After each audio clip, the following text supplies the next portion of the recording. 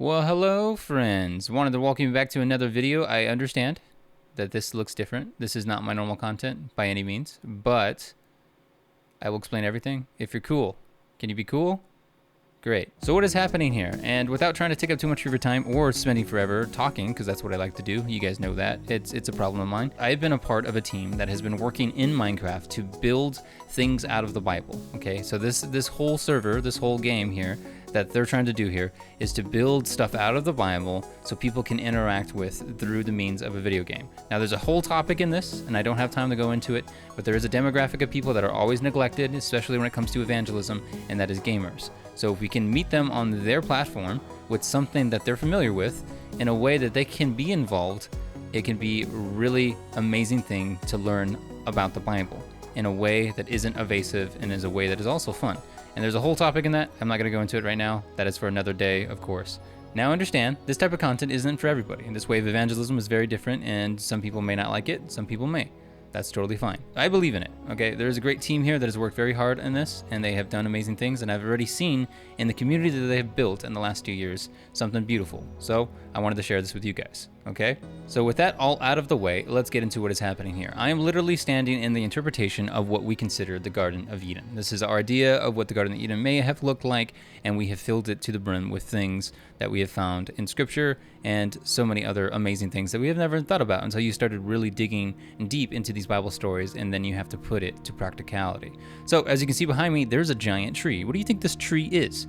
I guess I will tell you. Want to see? So this right here is the tree of life, as you can see, written into the sky above. Pretty amazing. So it's a very awesome build. It took about 3 different builders about a week to put together. They put it together brick by brick. Pretty amazing.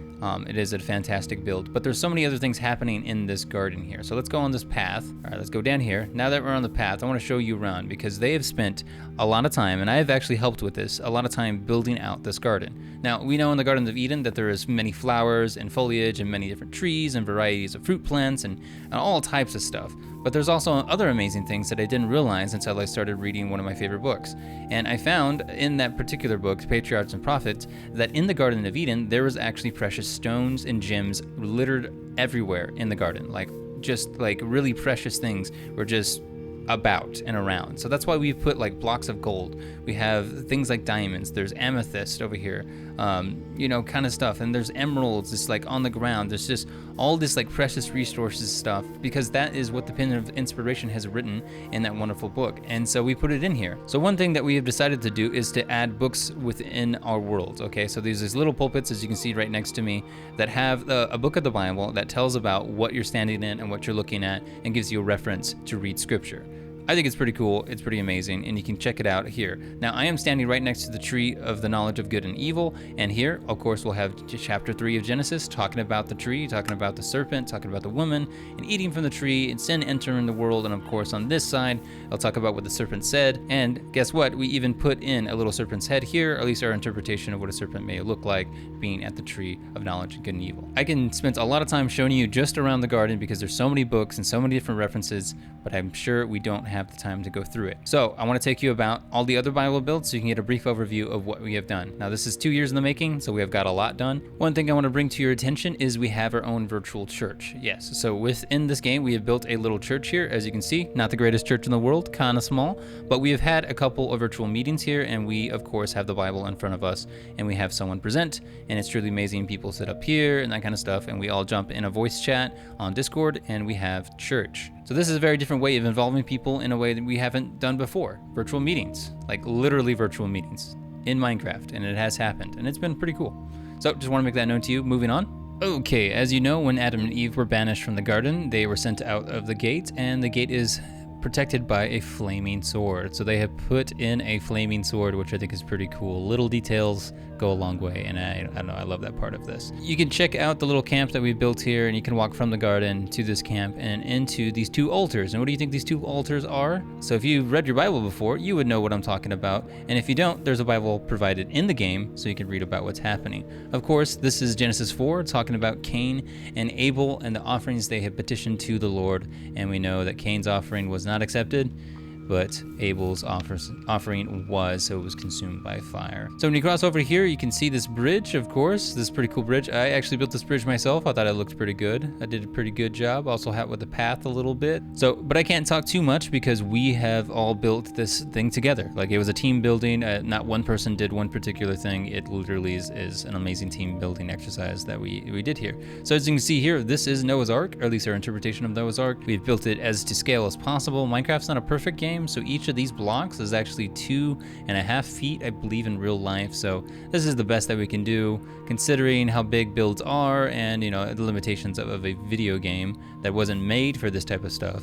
You know, this is our idea to scale, which actually makes a lot of sense because, I mean, that looks pretty close.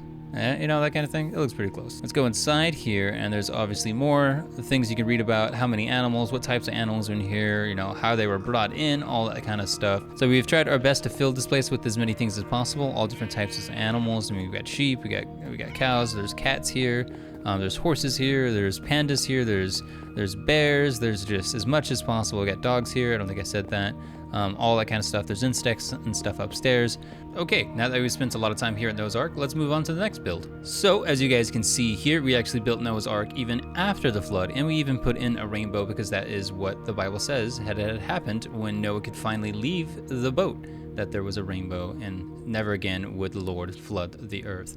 Pretty amazing. I think it's pretty cool. This will take you to another build, which you have to follow this road. So this will take you to another build that is pretty hardcore, but it's something that I also was able to help build, and I think it's pretty cool. I got to decorate this place. And now, if you guys don't know what's happening here, of course, there's a Bible in the game. You could read about it, but since you're watching a video and you're not in the game, I can explain it to you. This is the Tower of Babel. Now, I always thought the Tower of Babel was like a cylinder, you know, it looked like the Leaning Tower of Pisa. No, that is incorrect. Apparently, if you looked at the history, it looks more like a ziggurat. So it looks like this. Very, very different than what you would consider it to look like. But when building this, I learned a lot of things, and that was one major thing that I did not know about until we started building the structure.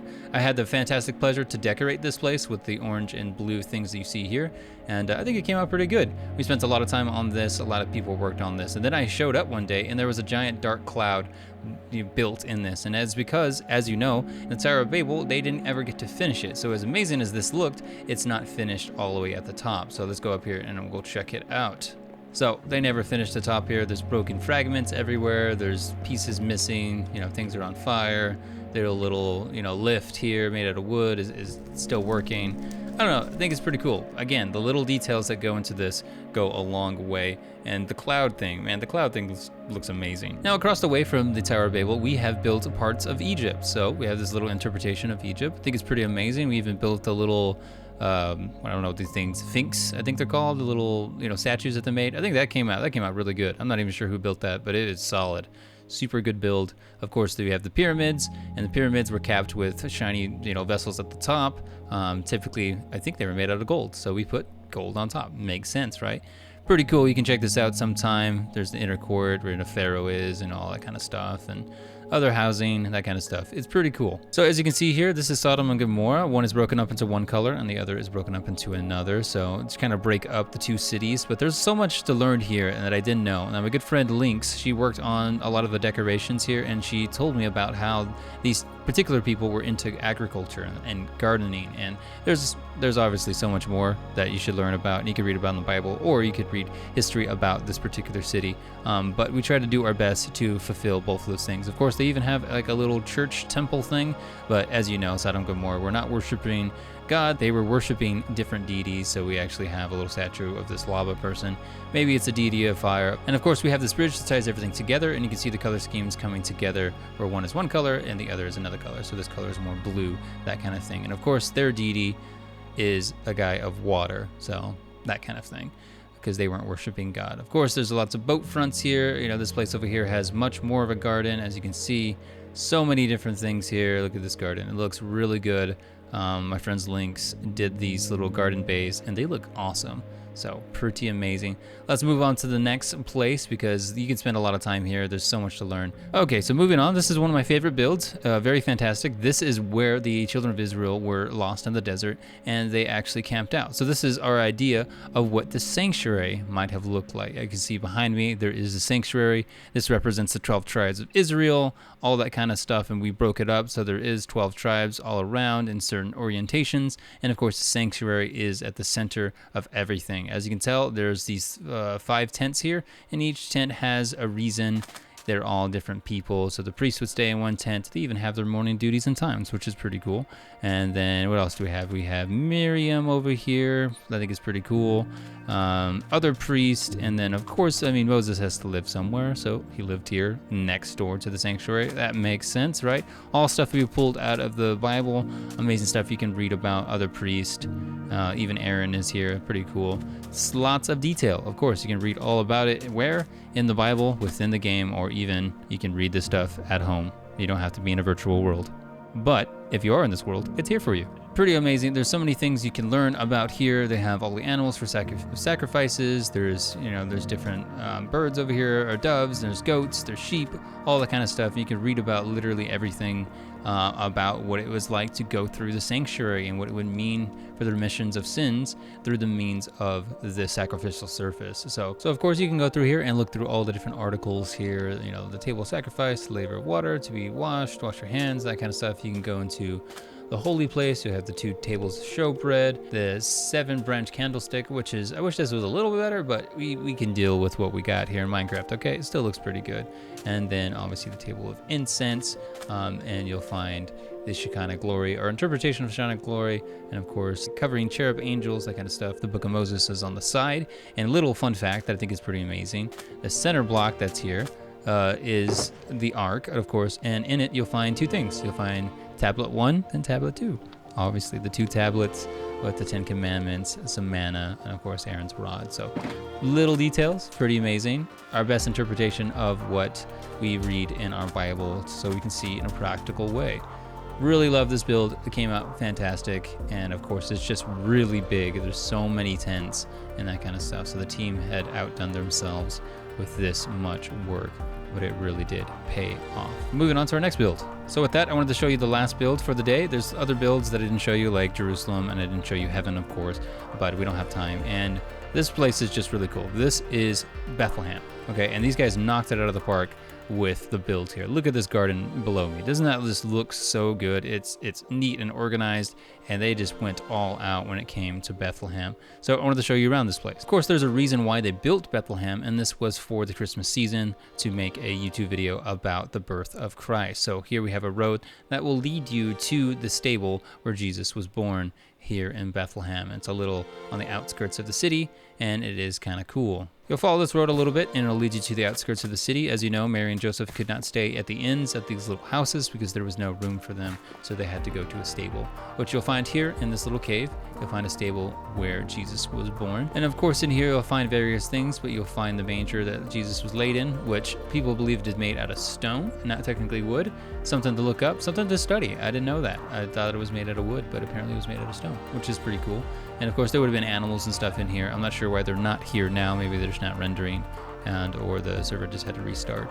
But yeah, you could read about it here. Of course you could read about the birth of the Christ here in the stables, and it is pretty amazing. And one last thing before we closed out this video, I wanted to show you guys this build, which is pretty amazing. I mean, as you can see, this is the statue found in the book of Daniel. And can you imagine all the things we can teach people with by having this built in this game, so we can walk them through the kingdoms, we can walk them through the prophecy, and they can understand why there's a meteor here and why it's heading towards the feet of iron and clay. There's so many things we can do with something like this, and the player can literally look at this thing and realize the enormity of how big it is and all that kind of stuff. And that's the thing with this Bible server. We are completely dedicated to building things that are evangelistic, and stuff like this makes so much sense to have this in a game so people can interact with it, they can see it, they can ask questions, they can just start to dig deeper into something that maybe have not encountered before, because it was never brought up to them. And this is one place we can start. I really love this build. This thing is huge. It is massive. It's incredible. And it can be used in so many different ways. Now with that, I think it's a good place to end the video here. Now, who is this video for? This video is for a specific group of people. As I said in the beginning, this way of evangelism, this way of using the means of a video game to spread the gospel is different, okay? And it's not for everybody, and I said it at the beginning, and I still stand by that. But those who have or live in this space, people that are gamers, and I've been flabbergasted by the amount of people that are gamers in our denomination and in the Christian world, and that have never considered to use it as a means of evangelism. So this video is for people that maybe do play games, maybe do play Minecraft, and want to be a part of the team to build, to work on, to plan, to prep, to just be involved in this, this thing that we're doing here. And I think it's truly amazing that the people that we have already seen in the last 2 years come together on this particular project. We have had people all over the world, people from different parts of the country that work on this place all the time. They pop in, they pop out. We have huge live streams. We all come together. Just so much. We've reached people that we've otherwise never thought we would reach before. And that's not even getting into the different type of personalities that you find in gamers, but just different types of people with, disadvantages. And sometimes they use video games to escape. And now in their video game is stuff about the Bible, and now they're a part of building the world so other people can benefit from Scripture by having a visual representation in a way that they already understand. So I mean, that's what this video is for. That's why I wanted to put this together. I know I've mentioned this a couple times on my channel before, but I never got to show you what exactly is happening here. If that's something you're interested in, and or if you're interested in more videos like this, I would love to publish more things like this. I can do Bible studies through the means of Minecraft. I just don't know how you guys are going to take that. I don't know. So if this is something you're interested in, tell me. And if it's something you don't like, something you're not totally interested, I understand. You can tell me that too. We should have differences. We should have different opinions and still be able to come together to use all of our knowledge for the building of God's kingdom, and this is one way. So this is what I do in my free time. If I have free time, I sometimes work here. Of course, I have other projects, and you guys know my life, a videographer, all that kind of stuff. Photography, working on Laura's albums right now. With all that being said, where does that leave us with? If you want to be involved in stuff like this, if you are in the Minecraft space, or you're in the video game space, or you're parents of kids that are in the video game space, everything like that, we want you to know that you can be a part of our community. Now, we run everything through a app called Discord, and some of you that are in the video game space will know what that is. Some of you may not know what that is, but just know that it's a place where people can come together, jump in and out of voice chat and all types of things. There's threads. It's kind of like an advanced version of Facebook and then some. In the description down below, I will put a link to the guild so you can be a part of the Discord. You can be a part of that kind of stuff if you're interested in doing so. And of course, you can learn about how to get to this world, how to be a part of building this world if you're in the Minecraft space or other things. We have a whole creative section for people that are into video and photography and art and music. It's a whole community, and you can be a part of it. The link is down below. It is called One Accord, the Guild, and I would love to see you guys there. So with that, I think this is a good place to end the video, obviously going off into the distance of Jerusalem. Thank you so much. I really appreciate it. Let me know, again, if this is this kind of content you would love to see again on my particular channel, or if you would just like to see it on the other YouTube channel for the Guild. Either or, I will probably be making content every once in a while for them and for me. Appreciate you taking your time today. Hope you have a good day. You are appreciated. Hopefully, next time I see you, I will see you in a new vlog. We are doing some touring. We're going to go to Oregon. We're going to do evangelistic series. We're going to the church where me and Laura got married. So much to look forward to. I'm excited. Hope you're excited. I'm looking forward to what is going to happen here with the Guild, what's going to happen here with this Bible Minecraft. And yeah, there's just so much to be thankful for. Hope you're having a wonderful day. See you in the next one. Goodbye.